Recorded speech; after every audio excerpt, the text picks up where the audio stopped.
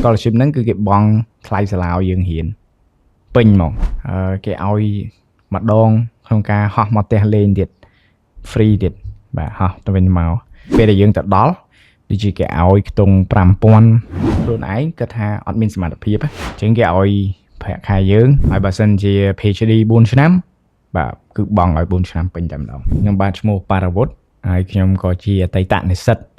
បាទដែលធ្លាប់ទទួលអាហារូបករណ៍ពីរាជរដ្ឋាភិបាលប្រទេសអូស្ត្រាលីការងារដែលយើងទទួលបានប្រាក់កម្រៃបានលុយពេលដែលមាន application submit មកតើ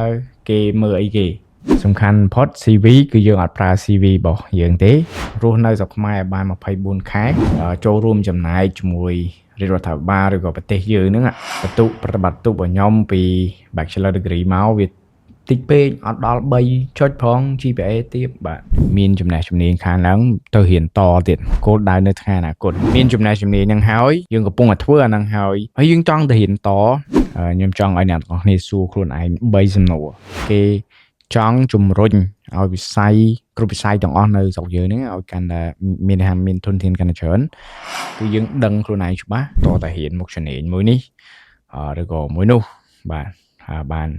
បានទទួលបានអាហារូបករណ៍មួយហ្នឹងតែយើងនឹងជួបបញ្ហាខ្លះហើយមកវិញយើងបានជួយខ្លះនៅក្នុង section មួយដែលគេសួរថាយើងចង់រៀនអីយើងទៅរៀនអីហ្នឹង